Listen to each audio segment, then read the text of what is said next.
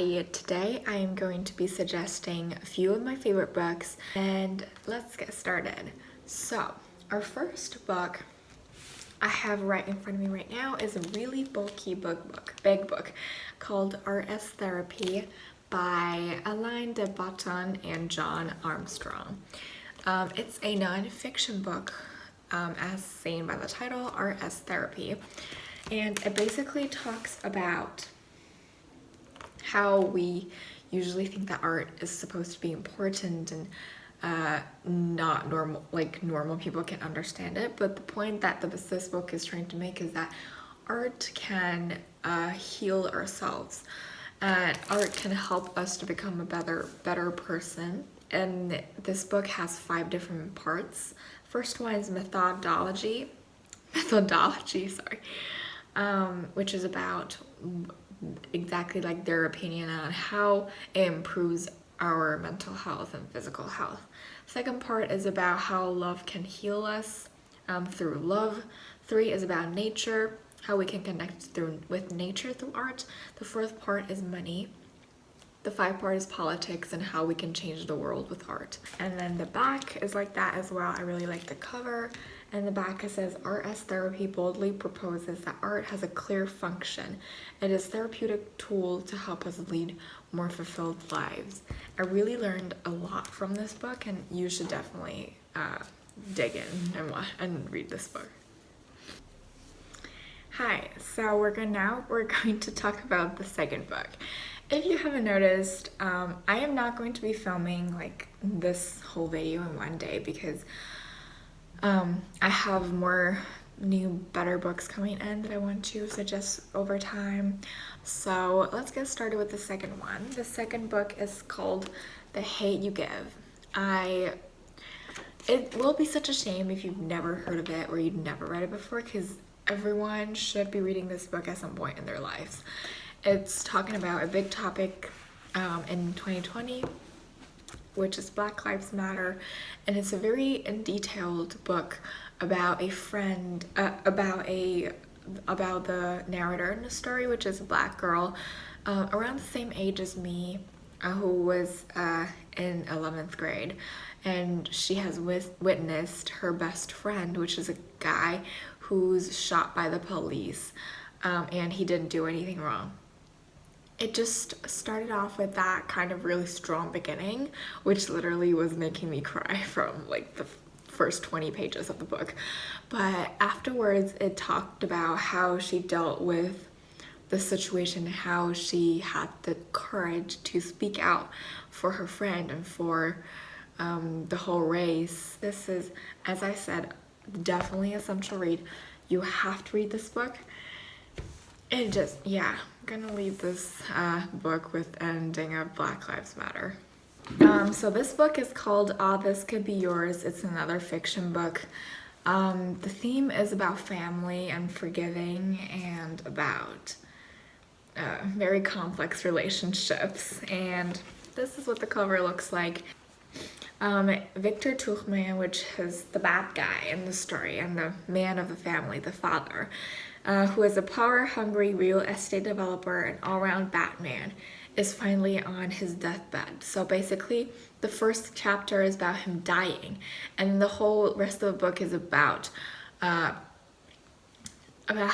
all the members of the family feels about his death and what he really did. Actually, in the book, it didn't really mention what he did when he was living, like what bad thing he did, but I really don't think that is the point of this story. It's about the complexity of the family.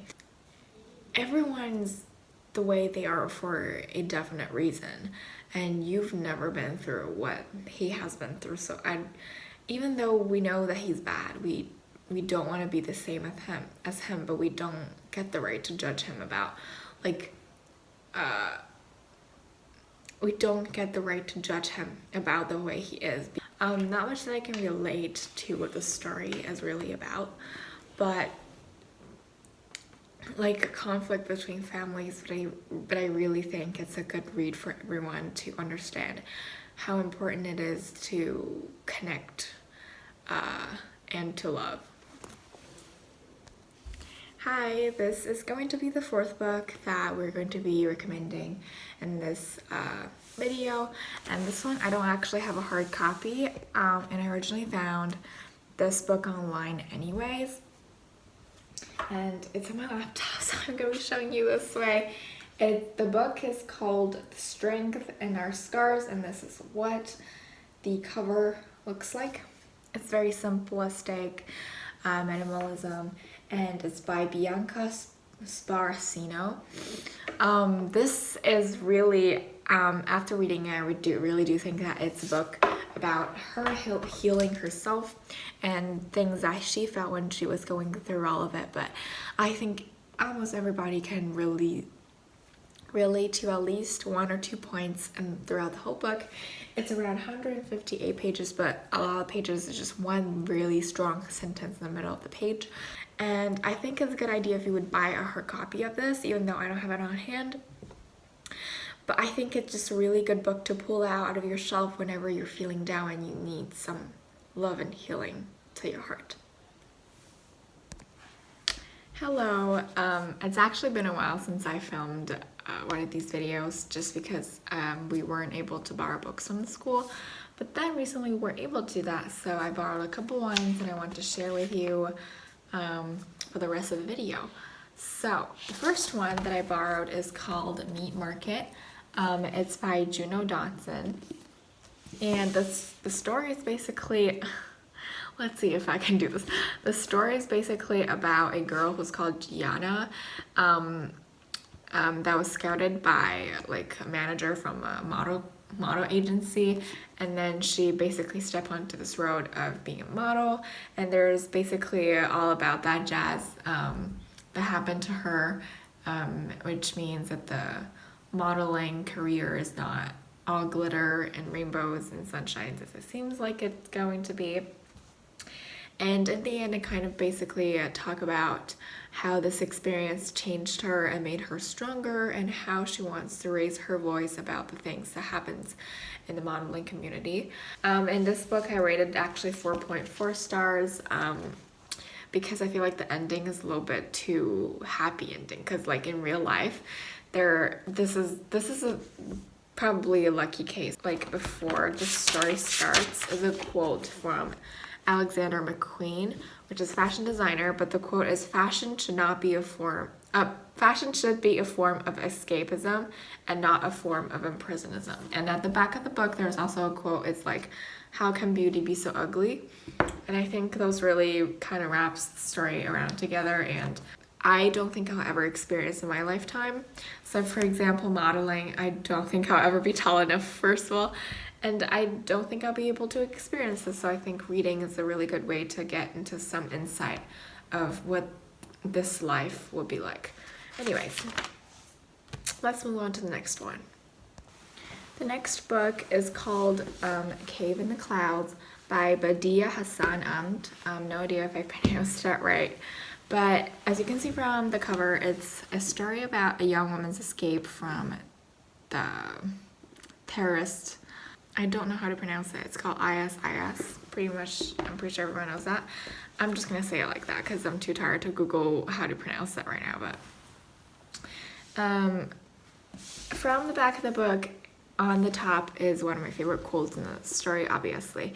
It's, in the dead of night, love is your compass. Love is your compass. It's always there, even in the darkest corners. Because the author of this book, Badeeah Hassan, actually had this real experience in her life, and this story is written from the true story. ISIS attacked their village and community. Basically, their community believes in a religion called Yazidi. I'm pretty sure that's how you pronounce it. The community is called the Yazidi people, and they basically believe in, I'm not going to try to say it myself because I don't want to get facts wrong, but I'll be putting some image here basically stating what this religion is about.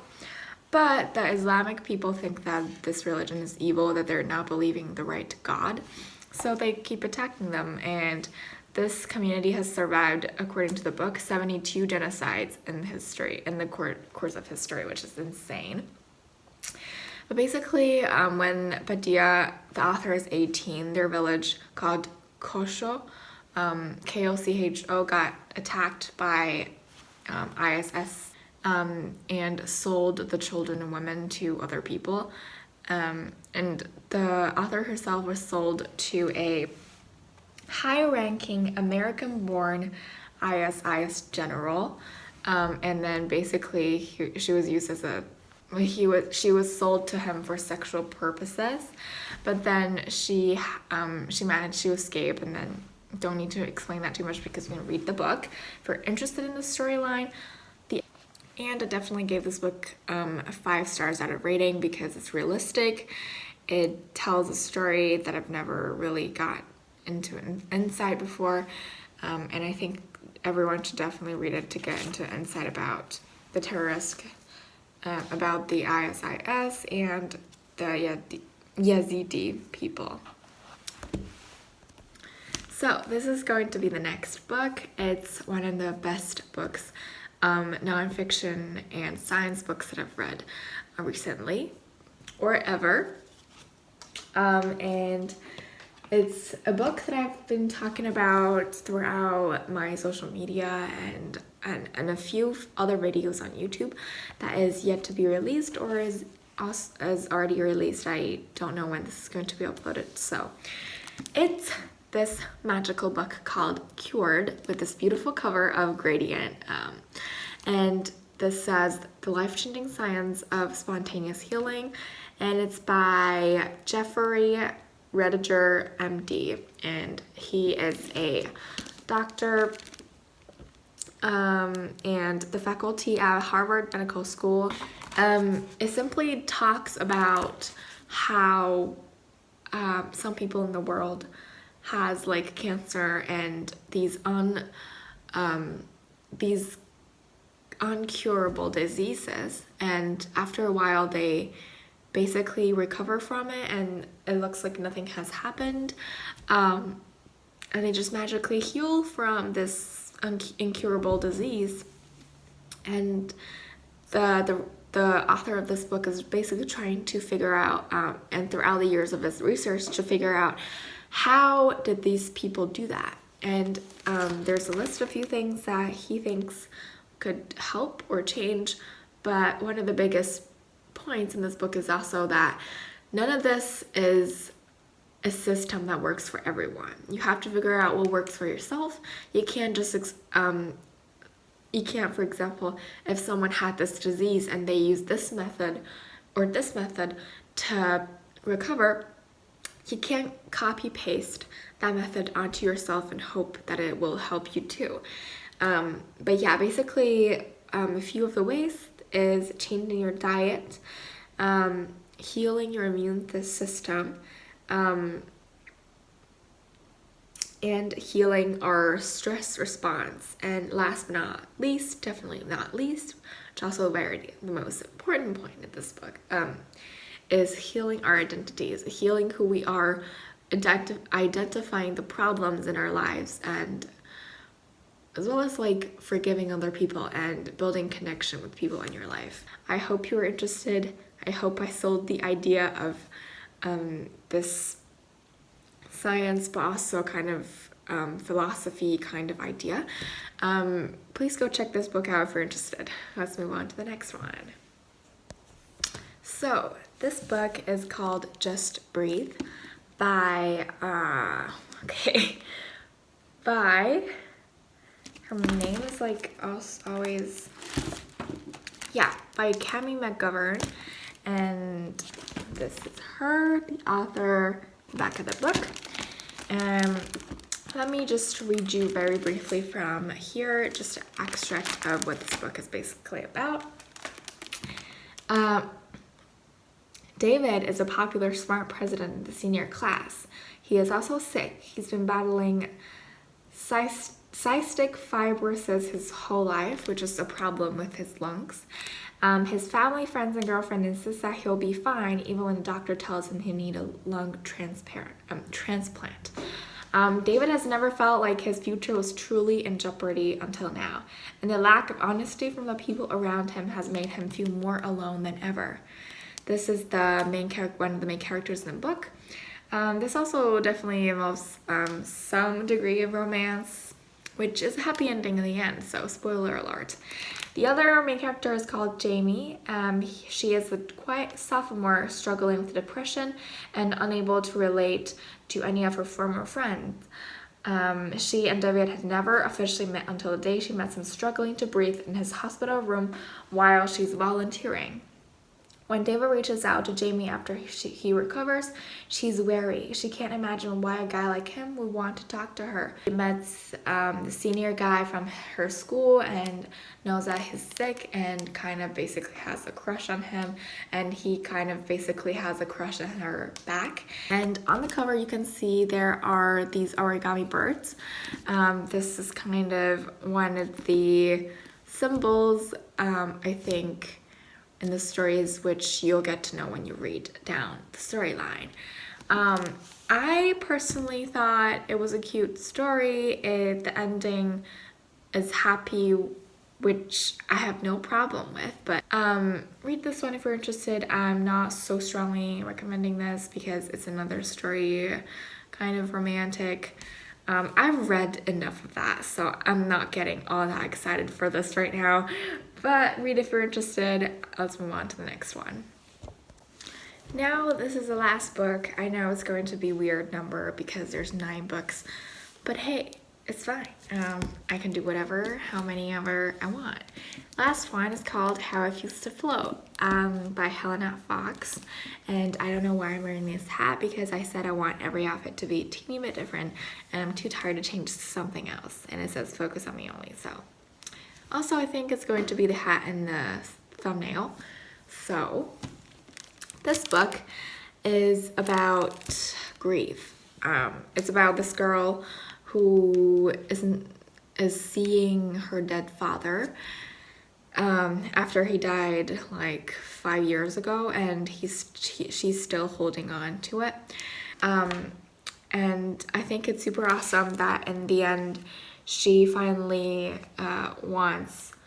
don't want to chase after her father anymore. She's let go of the grief. She wants to find a meaning in her own life, that she needs to carry on her life no matter what happened to other people, even though when they're super close to her. I think the storyline, really, looking back and reading it, it wasn't that moving for me, but after finishing it, you realize that she's free from all of the things that happened in the story. You're really happy for her, and you're really happy that you read this book. So I think this is one of the magic of this book. So read it if you're interested. I will be finishing this video now. I've been filming this video since forever because I wasn't able to get like books from the school. So I love having real books, hand copies in my hands. Just feel like it's a bit more real when talking about it. And here are all of my 9 recommendations of books that you should read. Thank you so much for tuning in. I will see you next time. Bye.